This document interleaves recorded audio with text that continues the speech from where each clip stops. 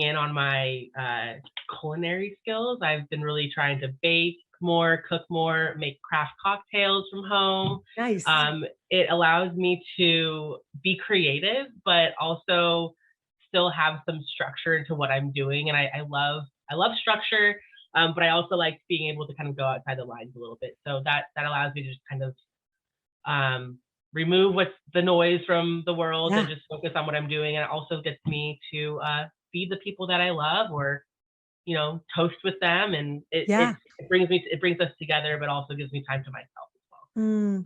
So I love that. And if your employer offers mental health resources, I definitely advocate for utilizing them however you'd like. I know for me, it's been beneficial to have some time for myself, to talk with someone as I need it. So big proponent for therapy too. I've started to just force myself to read again. I love reading. Never really had the time in the last 18 months to do it, but now it's something that I make sure that I do at least a few pages every night before I go to bed. It's a little extreme because I'm taking a break from paid work. And this is a gift to myself. It's very topical. I have a son who has learning differences, and that really came into stark awareness, not really contrast, but awareness for me during the pandemic. And I was beating myself up about feeling like I was letting people down on all fronts. So my gift, my self-care, is to just do one job, which is for right now.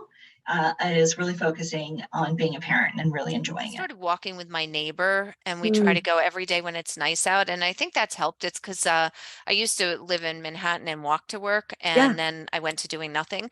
So my husband said, well, just go walk to work, get out of the house and walk to work. Off is when it's about my identity and how centered I am about what I'm made for. So I feel unwell when I make my work my entire identity, because then it consumes all of my mind and it defines my value more than it should.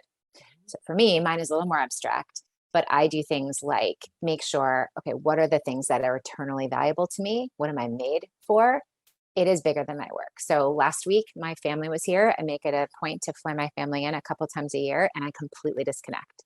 That sounds very basic, but those are the things that keep me centered. My work is in its proper place. Yes. And my identity is more complete as a result of that. I do something very simple, which for me has been game changing.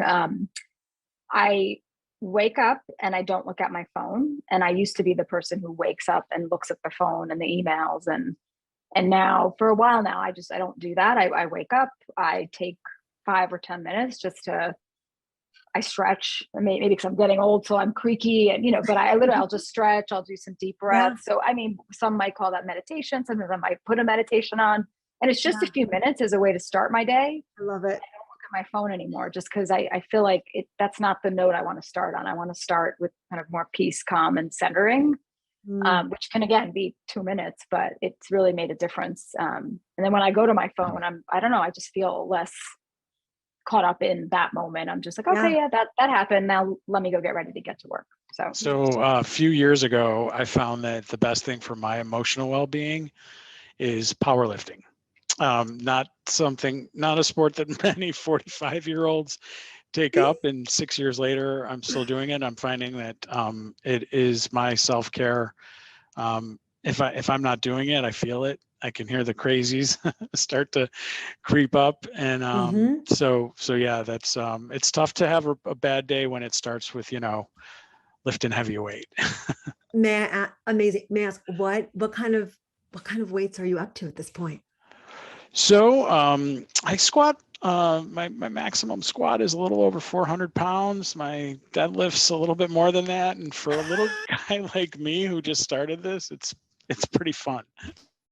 I took it in the most literal sense of the word, and I use my flexible Friday afternoons to pamper myself. So one really nice thing about working with WW is that we have an annual wellness benefit.